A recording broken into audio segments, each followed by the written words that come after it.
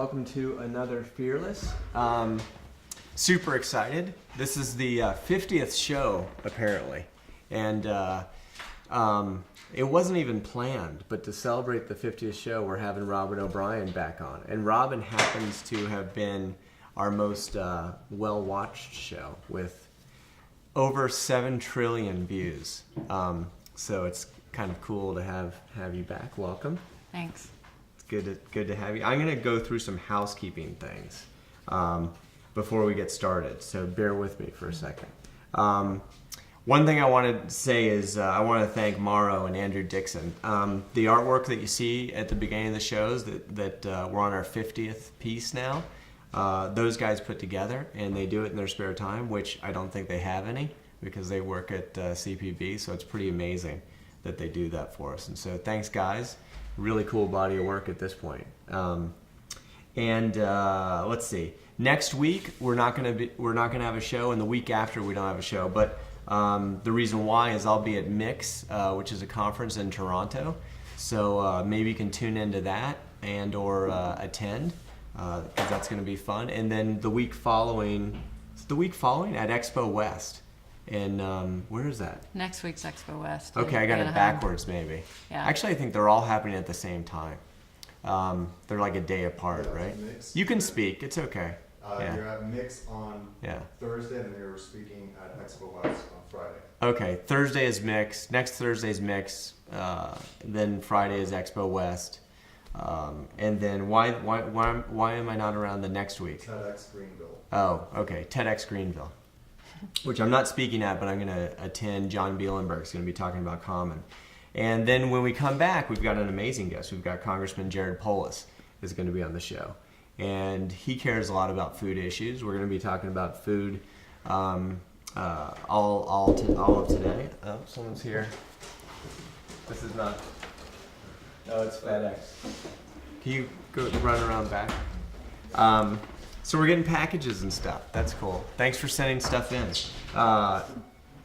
So I think that's it. The only other thing I want to say is, as usual, tweet in your questions to us, and they'll feed them to me on this little tablet, and I can check out, what questions you might have. And I'm sure you're going to have a lot. We're going to talk a lot about genetically modified food, I think. But before we get into that, and I think a lot of people are just now beginning to recognize that. I spoke last night and the topic came up, and it's rare that I've seen the audience so engaged and beginning to have an inkling of, hey, there's something up here. You've obviously been working on this a long time. Really quickly, how did you get into food, and where did your concerns for food come from? Well, I think I'm like most people. The last thing anybody wants to be told is what to eat. It's really intimate, and it's a sensitive issue. Yeah. And I was totally there. And then one of our kids got sick, and suddenly, like so many Americans, whether it's obesity or diabetes or cancer or allergies or, some condition, it suddenly wakes you up, and you have to start paying attention to food. And in our house, that happened with the health of our kids. And so as I started to really turn my attention to the food supply, I began to realize that there were just a whole bunch of ingredients in foods that weren't there when we were kids. And so it really just started there. Yeah. And it was allergic reactions? What was happening? Yeah, it was. Originally it was an allergic reaction. And, I didn't know anybody that had food allergies when we were kids. Right. And the whole concept... It was sometimes there'd be that one kid that had a peanut allergy. Yeah, right? Maybe. And now... so many kids have peanut allergies that most schools ban any peanut product from the school, right? Well, that's a hugely controversial area, but if you just want to look at data, you go to the grocery manufacturers. We avoid controversy here on the Fearless Show. I'm kidding. We'll go right at it. Well, and if you look at the Grocery Manufacturers Association, you see this incredible growth in gluten-free products and allergen-free products and lactose-free products. Consumer demand's driving that. Right. So obviously there are a whole bunch of conditions out there in the marketplace that these products are serving. Mm-hmm. So, I turned an eye onto the food, and my background was as a food industry analyst, so I was used to analyzing data, and I completely understood incentive structures and profitability motives and why a company would introduce something. And so it made a lot of sense because you've engineered these certain ingredients it's a brilliant business model. You've engineered the seeds of corn and soy so that you can sell more weed killer. And that's a really smart business model because not only then can you patent that seed and sell that seed, and I can license it to you and charge you trait fees and royalty fees and everything else, but then you also have to buy more weed killer. So I've got you on 2 different products. Well, you're starting to talk about genetically modified organisms, and when this was personally happening to you, and you've got a sick child, and you're trying to figure out what's happening, how does that path and that allergy ever lead you to even consider genetically modified food? Because when food is genetically modified, they insert new material into the DNA of the seed. And in that process, what the scientists were able to say was that for known allergens and known allergens, they're not inserting anything new. But what is created in that process, these unknown allergens and these unknown proteins are created in that insertion process. It's all those new things that they haven't developed tests for. And so with that question, I asked, is my kid with a milk allergy allergic to the milk we all grew up drinking? Or is he allergic to this new genetically engineered protein that we introduced in the synthetic growth hormone in 1994? And people may not realize that allergic reactions are specifically reactions to proteins. Right. It's when your body sees food proteins as foreign and it launches this inflammatory response to drive out that foreign invader. And it would potentially, at least it makes sense, that proteins that you haven't encountered before are more likely to be seen as a threat. And then the body goes into a defense mechanism that creates that allergic reaction. Right, and now today 22% of the U.S. population is food sensitive or food allergic. And so, as we've increased the number of foreign proteins in our food supply, we're also seeing an increase in the number of children with allergic diseases. And this isn't just something that moms are diagnosing. The statistic I like to cite is from the Centers for Disease Control that shows a 265% increase in the rate of hospitalizations that are related to food allergic reactions. So that's doctors checking a kid into the ER. 100 and what? 265% increase. In the last? In the rate, it's within the last 15 years. It's a shorter time period than that, though. Specifically just allergic reactions. So, you often say that correlation isn't proof, but there's if you look at what causes allergic reactions in general, it's got to be a protein. You're more likely to react to a protein that you haven't seen before. Our food supply is definitely introducing all sorts of new proteins because that's what you're trying to do when you genetically modify something. You need to create a new protein to do something new. Right, and in creating that new protein, you're then able to patent that new protein because it's never existed in the food supply. And again, there's enormous profitability in that. It's a brilliant business model. As a shareholder in these companies, that's a brilliant investment. Yeah. But at the same time, that these companies are patenting these unique proteins for their novel traits and characteristics that are driving profitability. At the same time, they're also using this term of substantial equivalence. Can we step one step back though? Just because I'm trying to help people kind of make their way through this. They're patenting a new organism, right? But why isn't that the same as if I was breeding roses and I came up with a new color and I patented yellow roses, right? How's it different? Because the genetic engineering process, the genetic modification requires the use of scientists and instruments that they call gene guns, gold pellets. It's remarkable science. It's incredible science and technology that they use.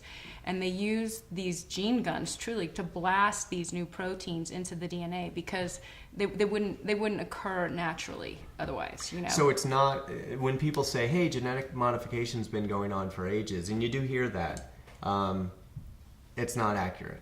Biotechnology is accurate. That's what was introduced in 1994. And that new technology has introduced this new way of crossbreeding that hasn't occurred prior to 1994. Now, is this necessarily a bad thing? No, I don't think so. I think that we're so early on in this stage of this technology that we very well may get to a point where we have really harnessed it. Yeah. It's safe, it's efficient, we've got the best technology. Yeah. But right now, we are just seeing only, a few players, and they're monopolizing the space. So within the natural world, there's big barriers between interspecies breeding, right? So it's very difficult for a spider to mate with a potato, for example, and it's surprising when you look at nature. The rules are pretty severe. Like, you would think, hey, zebras and horses, why not? But not so much. There may be reasons why nature's decided to be so dogmatic about that. But with genetic engineering, we are able to take traits from a bacteria and insert it into a corn seed. Right, and again, to go back, when I was first learning about this, I'm a huge fan of technology. It enables incredible things. And so at first I thought, this could very well be a good thing. It can enhance, it can drive profitability, we need more food, that entire argument. But at the same time, it has never been proven safe, and no human studies were done to see what the long-term impact might be.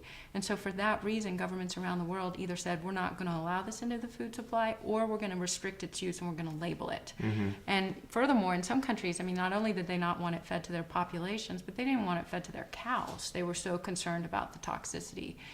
And yet here in the U.S., beginning in the 1990s, we introduced these ingredients into the food supply without having run these, human health trials. And then on top of that, there was animal health trials. Right. And then there was no labeling put in place, so, we can't make an informed choice when it comes to feeding our families. Well, talk a little bit about substantial equivalency, because that's I don't know if I want to say that it's a game, but there is some tap dancing that allows companies that create genetically modified seeds to say, I can patent this and I can own it, but it's exactly the same as what you've seen before, so we don't need to do any sort of trial.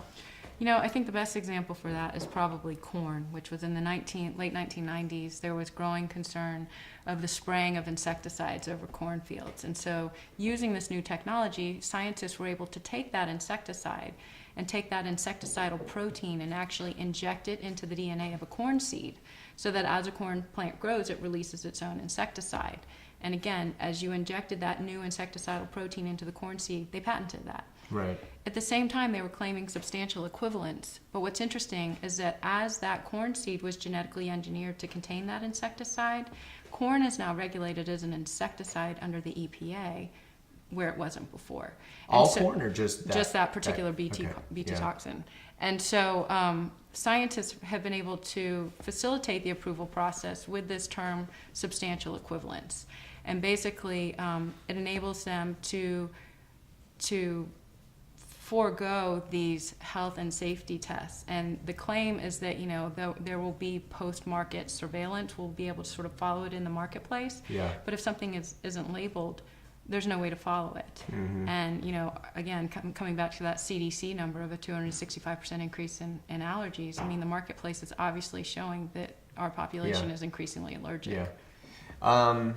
I wonder if you want to touch on a couple other statistics about just the American population and how sick we are. Because it happens gradually. We've seen this shift, and I think for many of us it just has become normal to be in the doctor's office a lot with our kids. It certainly was for me. I was back and forth every couple of weeks with my kids, and in particular one of our sons. And I used to joke I carved a groove in the road, back and forth between the doctor's office, the drugstore, and our house. And when I learned this information, I didn't want to learn it. It was incredibly hard realizing that not only had I been feeding my kids something that might have caused tremendous harm, but that on top of that, moms around the world weren't exposed. They weren't confronted with that same conflict. The ingredients simply were never allowed into their food supply. Their children were never allowed. And so when I started to realize that, we had So you're saying in other countries, their regulatory agencies, yeah. Thank you very much. They had done a job that the FDA was not doing. And so as an American mom, you got to think, my kids are more protected than kids anywhere else in the world, right? Right, and I think, what was so hard for me when I was learning all of this was not only was I learning about these modifications to the food supply, but I was really having to reevaluate the entire belief system on which I had been raised. And that was incredibly difficult to do. I mean, it's a real paradigm shift that you go through when you have to come to the acceptance that there are these ingredients in the U.S. food supply, particularly in children's foods, that other countries have never accepted as safe. Mm-hmm. And we take a different stance here. We have this acceptable level of risk. And suddenly we've got... But no one told us that we take a different stance. Right. I think there was a time, not very long ago, where we probably had the highest standards of safety. And it changed. And it changed without anyone telling us, hey, we're going to go a different route. It changed. I mean, this term of substantial equivalence was introduced in 1991. Mm-hmm. And you could argue that that is truly when it changed.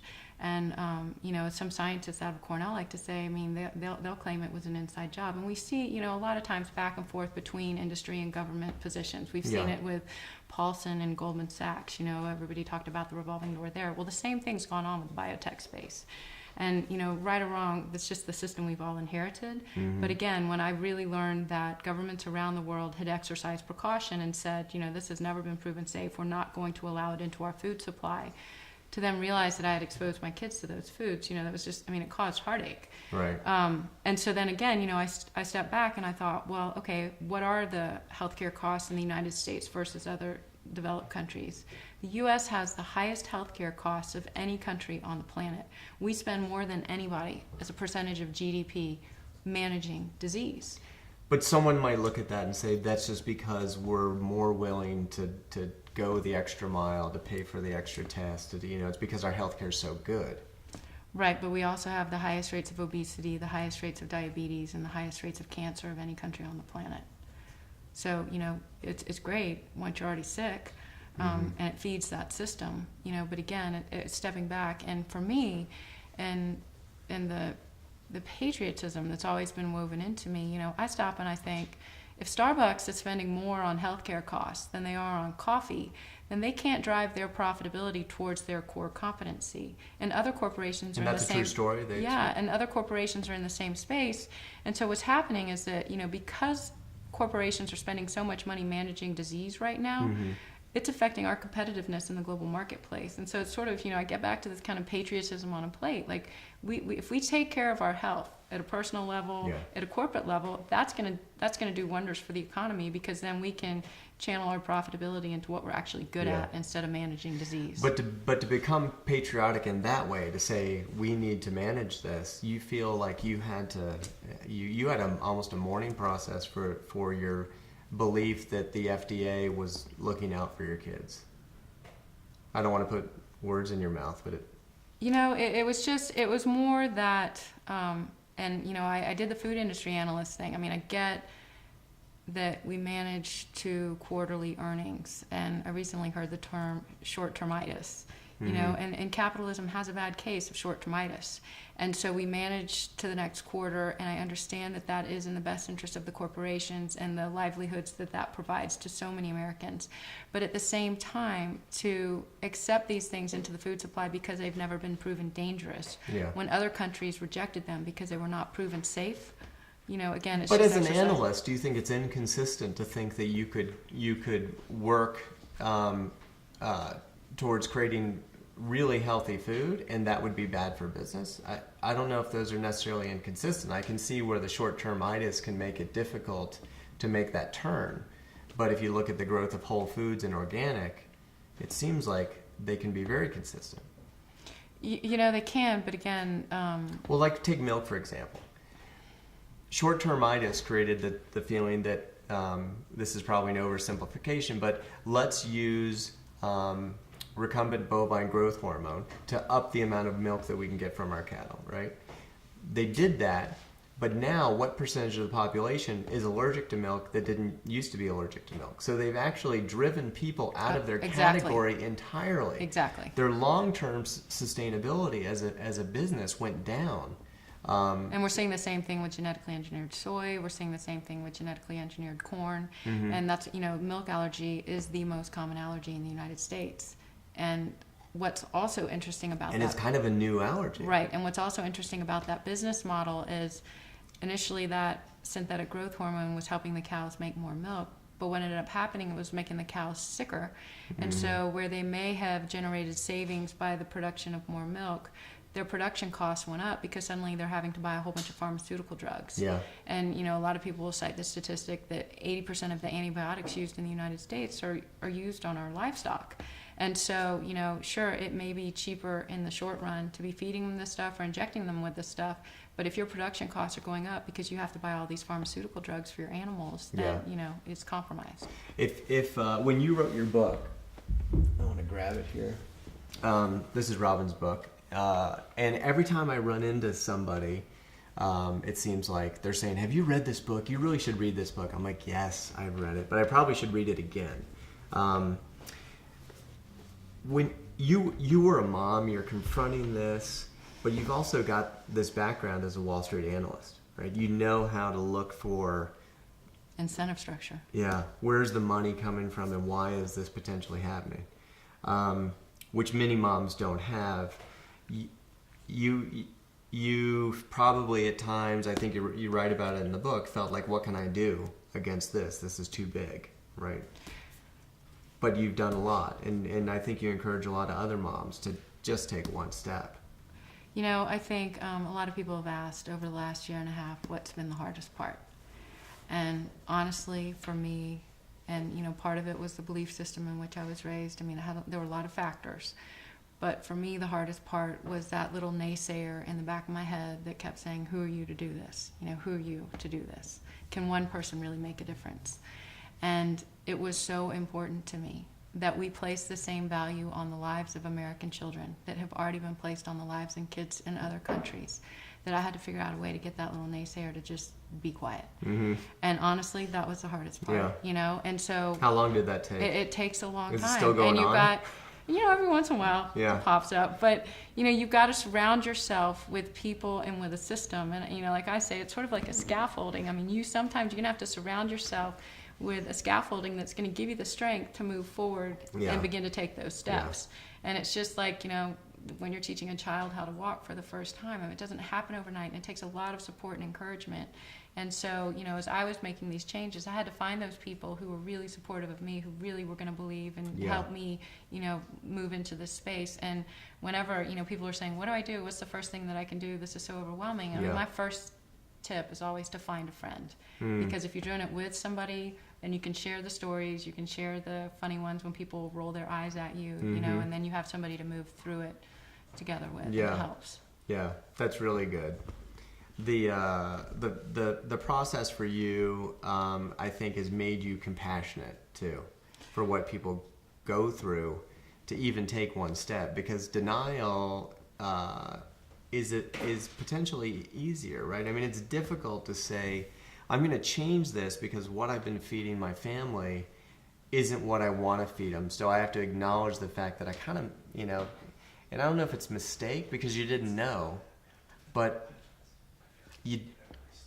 I think I'm a different person today because of what I went through. And the realization that despite all of the education and training and upbringing that I had, that I was so humbled by the fact that I didn't know this information. And there was an incredible vulnerability in that, which was really scary. And yet at the same time, that's when you open yourself to engaging other people, to learning from people that I hadn't learned from before. I mean, there's so much that is a part of this, and how we have gotten to this point 15 years after the introduction of these foods. And part of the analysis and what's been interesting since I've known you is the role that the media plays in this, and how the advertising that we hear and the messages that we hear through the media define our outlook in so many ways. And so if we're not hearing about this information, we simply don't know. Right. And so, to realize that you have to, not only do you have to choose your foods wisely, But, in some cases you have to consume media wisely too, recognizing that they may or may not be in a position to give you full information. Well, you've been on the path of what's happening with genetically modified food for a long time. I've been on it for a short time. I've noticed just very recently that it's getting played out on a more national stage in terms of media. And one thing that happened this week was with the MSNBC piece, and I forget the Mark Bittman wrote about it in the New York Times. We should talk about that a little bit. It's interesting because, like you, when I first heard of a GMO, I had no idea what people were even talking about. Yeah. Is it... Well, my wife says it sounds kind of nice. It's like genetically modified. Like when they modify your car or your stereo, it's better. Why would you not want some of that? Exactly. And again, it's a brilliant business model. It's driven incredible profitability for these agrochemical corporations that have done it on the one hand. But then again, because these human trials had never been conducted, the risks were externalized onto the health of the population. And that step was what most countries weren't willing to do. Yeah. And so now you have people like Bittman in the New York Times that are saying, at the very least, we should be labeling it. Yeah. Well, the defense of the biotech industry is like the substantial equivalence thing. Yeah. Well, that's how they avoided getting it labeled in the first place. So they fall back to that. Right. And again, that was done in 1991, and I invite anybody to just Google that, and it'll pull up incredible information about that process. And it's been written about in the New York Times, the Wall Street Journal, and other papers. But what's interesting is that there is now this growing awareness of the fact that we do have these ingredients in the food supply and that they are different. And to ask for them to be labeled is simply placing the same value on the life of Americans that have already been placed on the lives of everybody in Europe, the UK, and Japan, Australia, New Zealand. Yeah, and what people may not know is the reason why I think the biotech companies would not want it labeled is because where it has been labeled, it's been driven sort of out of the market. Because consumers, there is no benefit for a consumer. So if a cow can make more milk if you inject them with RGBH, I always say that wrong, is that right? RBGH. Then that's great for the producer. It might be, and it's great for the company selling the RBGH. There's no benefit for you as a consumer. In fact, there's more pus in the milk, which is not so hot. So where it has been labeled with no consumer benefits, consumers say, not so much. I don't really need that. And there is a human trial going on, but it's with the entire U.S. population. 80% of processed foods include genetically modified organisms in them. So if you are eating and you are not being incredibly careful, and even if you are being careful, you're eating GMOs. And so you're part of this human feeding experiment. What I would say is we may or may not be able to get this labeled, but you can remove yourself and your family from the experiment. So the experiment may go on, and the experiment right now is going on. It's probably going on without you. I've tried to remove myself from it. My wife has worked really hard to remove the kids from it, and we shall see. But there isn't necessarily in the near term the chance that this thing's going to stop. There is Bittman's piece. You can go on MSNBC right now, and you can vote for whether you'd like to see it labeled. I think it's like 95% of the people that are voting want to see it labeled. Everyone wants to see it labeled. In terms of this democracy, what we want is we want to know what's in our food. And then we can decide. The argument that we don't have part of the argument is that we will be confused as consumers, right?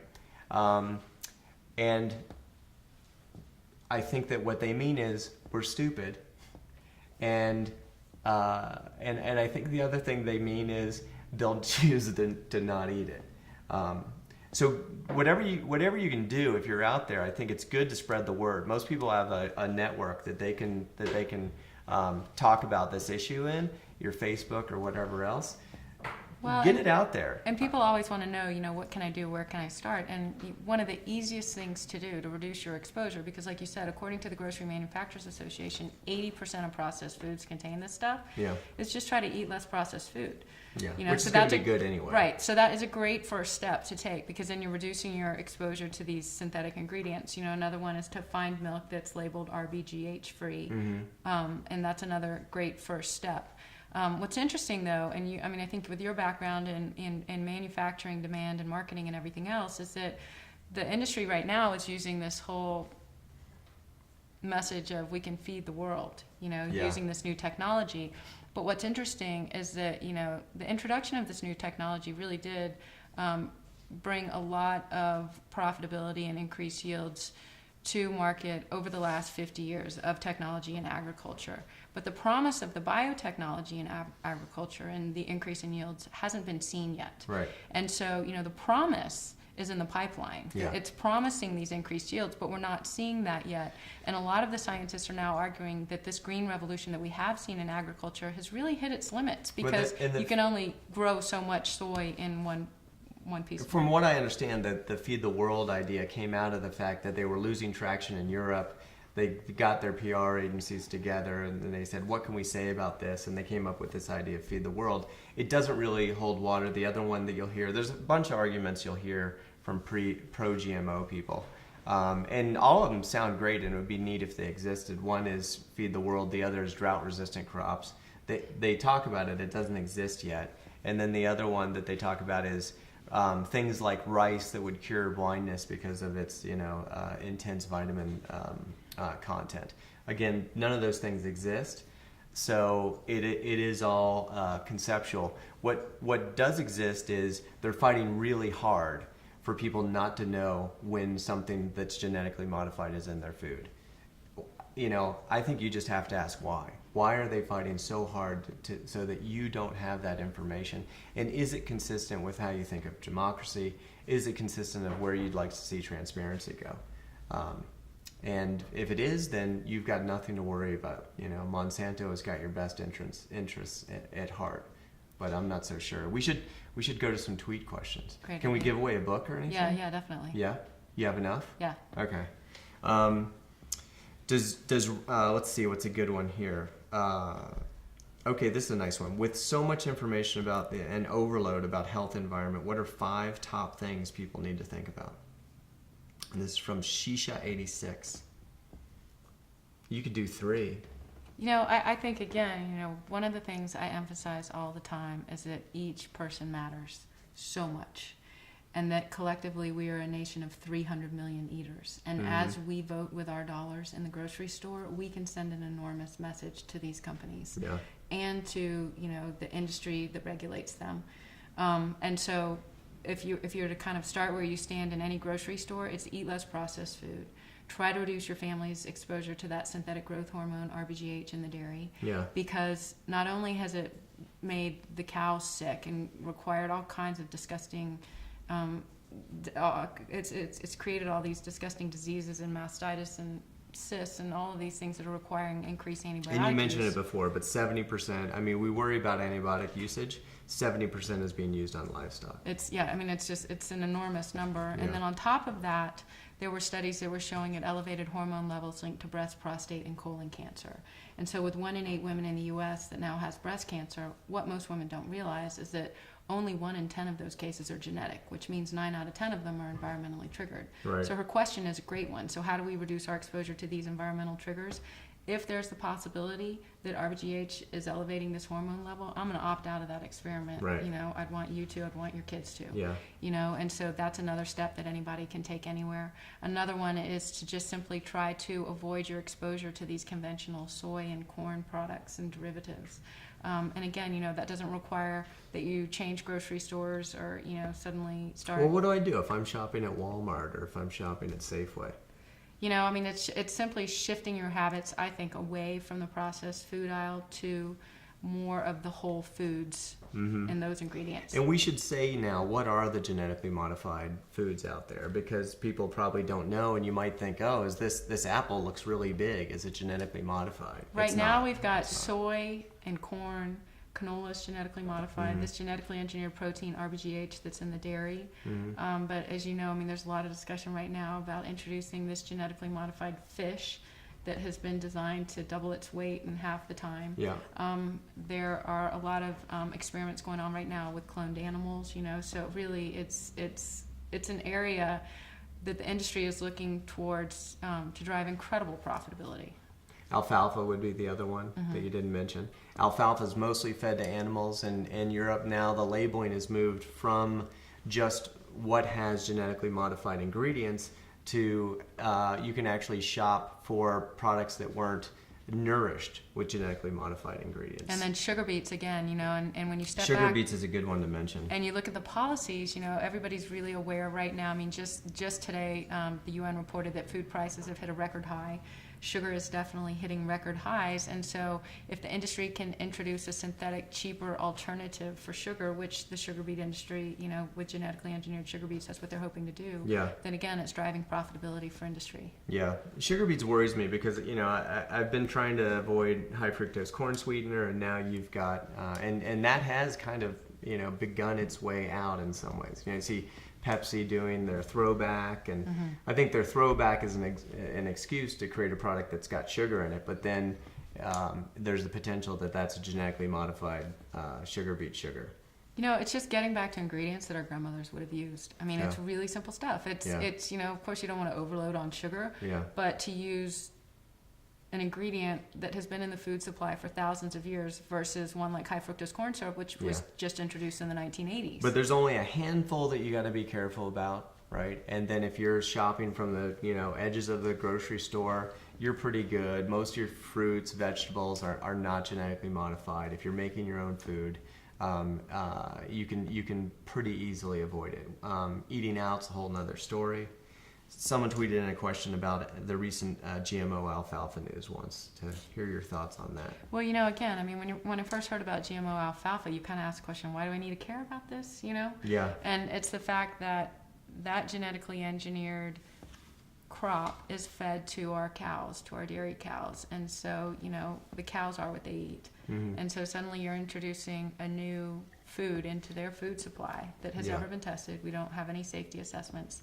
What's interesting about the alfalfa is that there was hesitation on the approval process because there had not been an environmental impact study done. That study still has not been done, but the USDA basically said, doesn't matter, we're introducing it anyway. And a lot of the controversy around alfalfa in particular is that environmental contamination. And again, the fact we simply don't know what introducing this into the food supply is going to do. So let's hop back to that just really quickly, because the other argument that I forgot to mention is if you're anti-GMO, you're anti-science.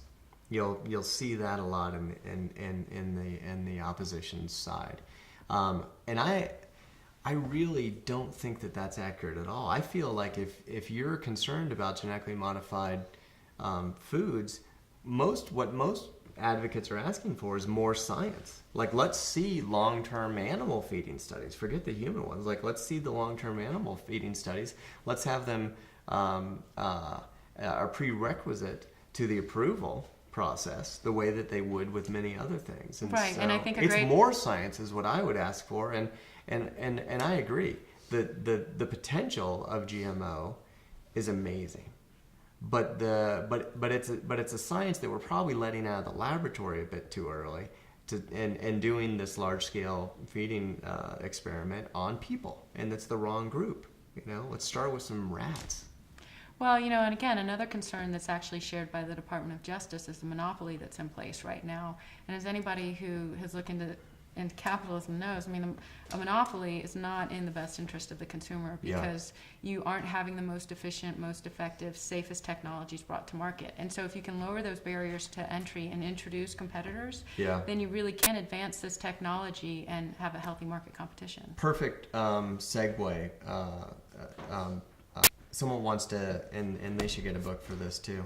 Ask Robyn about how American farmers are caught in the middle with respect to GMO crops. You actually have the Monsanto contract. Can we show that and talk about that? Yeah, the farmers, I've spent a lot of time with the American farmers, both the organic farmers and the conventional farmers. I was in Mount Pleasant, Iowa last summer, with farmers that were growing a lot of Monsanto's crops and a lot of Syngenta's crops. And it's fascinating to really spend time with these guys. They are absolutely remarkable people. They have been feeding our country for 4 and 5 generations. They can do things that we can't. We wouldn't be able to feed our kids if it hadn't been for their grandfathers. But at the same time, they've got a business model in place on their farms that their grandfathers didn't have. And so they've got licensing fees, trait fees, royalty fees, this whole cost of production now strapped onto their farm, and farm incomes have been hit by that as a result.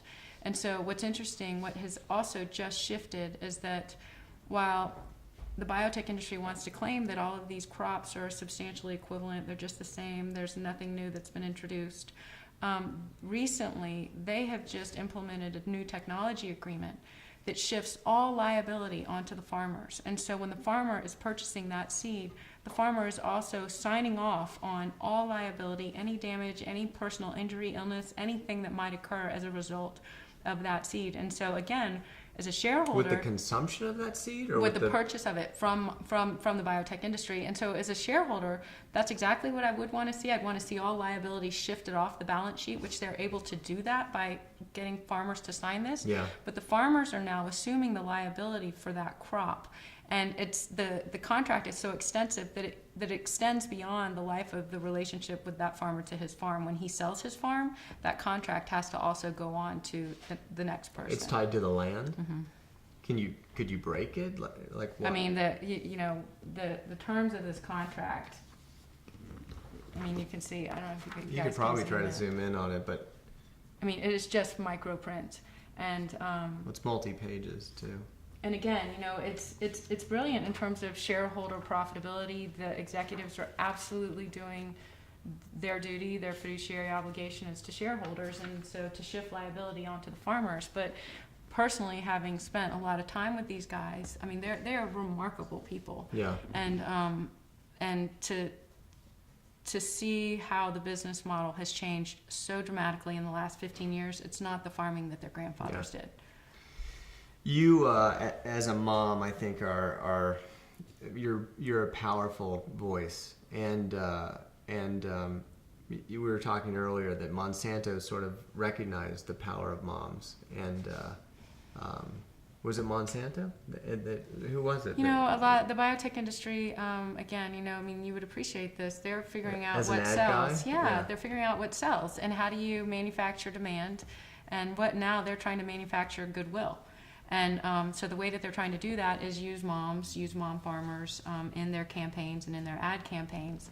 And what's interesting, if you analyze any of the boards of any of those big ag groups, women really aren't represented there.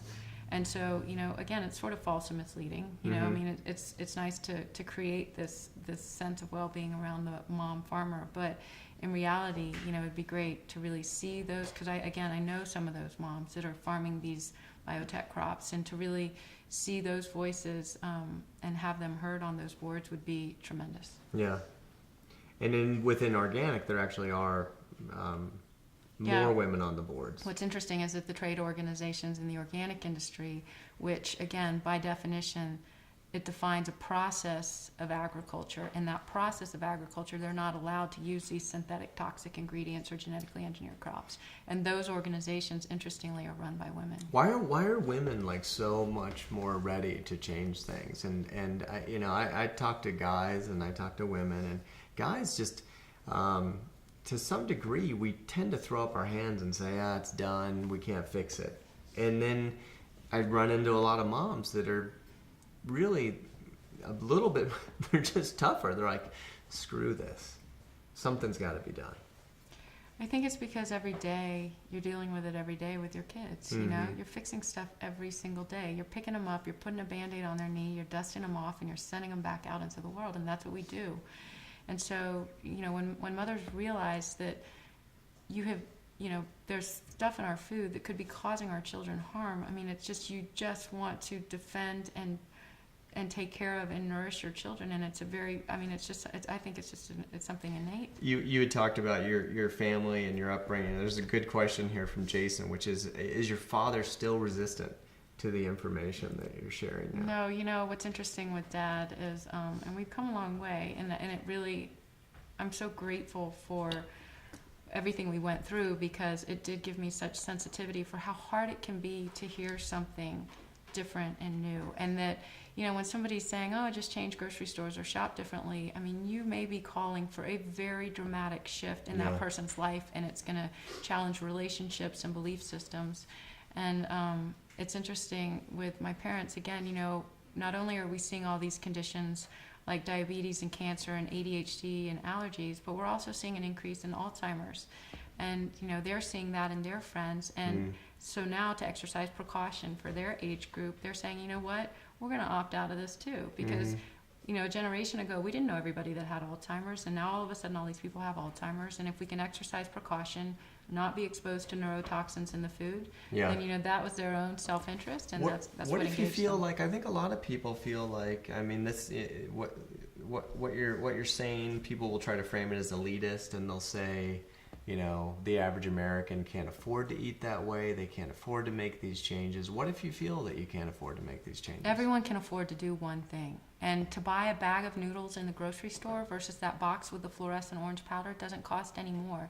And you can simply start with that. Or to buy white yogurt instead of blue yogurt that's all, you know, jacked up on all these chemicals. I mean, everybody can afford to do... But kids love blue food. I mean, that's the other part for the mom, you know, like when your kids are eating a certain way, maybe the American way, and they're getting lots of different colors, they really start to like. My son loved anything blue. How do you know, you're just trying to get him to eat. You kind of feel, right? You feel like he just doesn't eat. And so, and to me, you know, this absolutely, and it's where I kept getting pulled into political discussions, and I didn't want to go there. But then I felt that it truly was a social justice issue where everyone deserves clean food for their families. And when our corporations are formulating their products differently for eaters in other countries, and they've formulated, you know, some lunch pack so that it doesn't contain, you know, the higher fat, the higher sodium, and these artificial colors, at the very least, the American kids deserve that same lunch pack. Yeah. And so, you know, when I learned that they were formulating their products differently for eaters in other countries, I thought, we're not asking them to reinvent the wheel. You know, these are the everyday products that everybody can afford. But why would a multinational company have a different... it seems costly to have a different product in the U.S. than you have in Canada or France. Well, I mean, it's not costly here in the U.S. because these synthetic ingredients are cheaper to use. Okay. And so high fructose corn syrup, for example, not only is that a cheaper sweetener, but it also helps preserve the shelf life of the bread on grocery store shelves, for example, which means you're not sending trucks out, you're not restocking, you're not having to hire the guy to restock. So there are a lot of cost savings that come from that high fructose corn syrup. It's not just as an ingredient. And so they use these synthetic ingredients to drive profitability all the way up the chain. And a lot of people would out there probably would think, I don't need to worry about soy. I don't eat any soy. Actually, you'd be surprised. You eat a lot of soy. The animals you eat soy. And soy is used as a filler and an ingredient. I mean, it can be turned into a lot of things. And again, I mean, there's nothing necessarily wrong with soy. No. This new technology and this new patented trait that's been introduced into the soy, and these new proteins that have been introduced, it's really, you know, that's the question that other countries posed when these things were introduced. Someone is Robyn comfortable saying Oreos and Skittles may in fact be healthier or safer than carrots or corn? Have kids won? No, I don't think she would say that. Well, you know, it's interesting they bring up Skittles because Skittles is one of those products that's formulated differently in other countries. Oh, is it? And it's not, they don't use the artificial colors that have been linked to hyperactivity. Yeah. So. I mean, there is organic corn. You can, you know, eat corn. You probably want to look for organic corn, or maybe you don't. Depends on how you feel. But there aren't any genetically modified carrots as far as I know. So carrots are carrots. Yeah. You know. I had another thought for you. You had a really interesting statistic in there about China. Do you want to pull that out? Yeah, you know, it's interesting.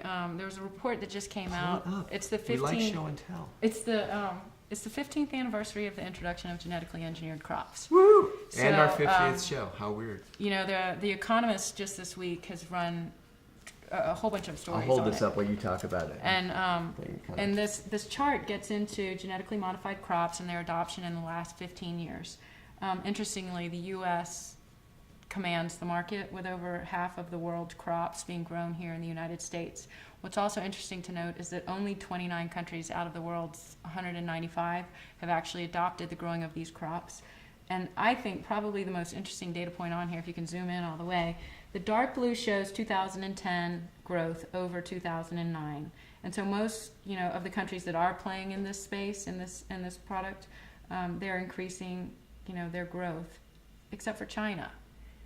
And so a lot of the argument used for genetically engineered crops is that this is going to feed the world, it's going to feed a growing population. But what's interesting is that China's going the other direction. China's going the other direction. And, there are a lot of people, I'm sure there are a lot of different arguments for it.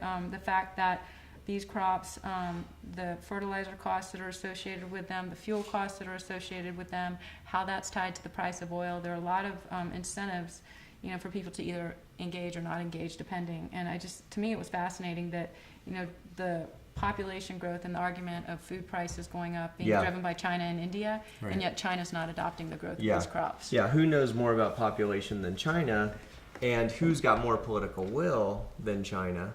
And they obviously, and they're very driven by science too. As a country, they're passionate about their science. They're taking a look at this, and it looks like they're moving away from it. And again, and the adoption's so small to begin with. I mean, they were very cautious, and now they're going the other direction. Well, and again, I think we have this for-profit medical system, and so sickness sells. And so again, if you're looking at that business model, the incentive is to drive revenue through the model because it's for profit. Yeah. Most developed countries, China is another example, they have a not-for-profit medical system, and so they're trying to control costs. They don't want people to get sick. And but you don't believe, or maybe you do, that it's a conspiracy that you get no, people not sick? at all. Okay. Not at all. Not at all. It's simply incentive structure that's been put in place. And again, it's a brilliant business model by the biotech industry. It's a brilliant business model for shareholders. Yeah. But the fact is that we are 300 million stakeholders in the food supply. Right. And so, our voice hasn't been heard. And so if you think about externalized costs, if there are externalized costs to creating food cheaply and with a lot of additives and chemicals that wouldn't normally be there, and that's a good business model, and part of what makes it a good business model is you can take costs and you can move them out. It doesn't move all the way out. This is really interesting in terms of the way you think of it. It's moving onto your balance sheet. Exactly. So they're it's moving coming it full off of circle. They're moving off of their balance sheet onto your personal home balance sheet, taking care of your kids, your healthcare costs, right? But even more than that, now what's starting to happen, and this is where I think, as a country, it's time for us to get competitive again, is because those costs have been externalized from the corporate balance sheet onto my personal balance sheet. Yeah. But now what's happening is that those costs are coming back onto the corporate balance sheet. And so, like I said earlier, according to the New York Times, Starbucks spends more on healthcare than they do on coffee. And so, it doesn't matter who you are in this space, those healthcare costs at the corporate level are starting to affect profitability. But where do you think the pain point is? Since it is a system that tends to profit all the way around this I think cycle. We're starting to see it, which is why I think you're starting to see discussions on MSNBC and Bittman and the New York Times. It's it's the discussion is elevating and the dialogue is growing. And is it that it's not supportable, that it just is going to cave in on itself, or that the pain point is obviously within the individuals and that people are going to start to say enough?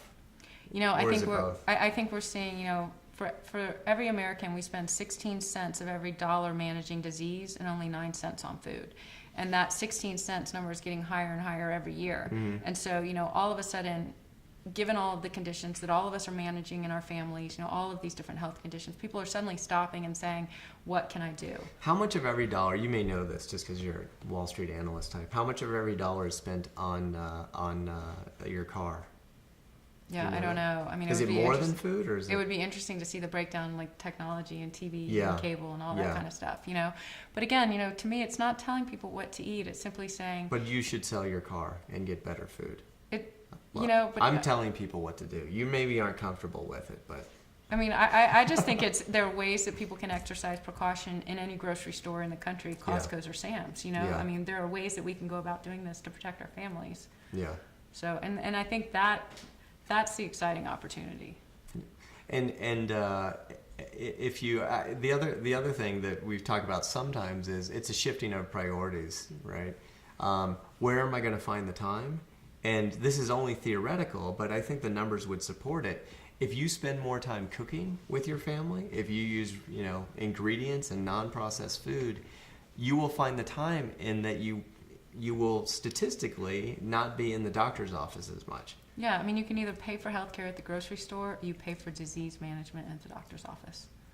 And one is like really fun, and you all get to be together and, enjoy each other's company. And kids will eat almost anything if they participate in cooking it, I've noticed. And the other sucks. You're waiting for some doctor. Mm-hmm. You've got stale old magazines. Mm-hmm. It's no good at all. You're picking up who knows what. You're picking up other new stuff while you're there. Yeah. Yeah. We're totally out of time.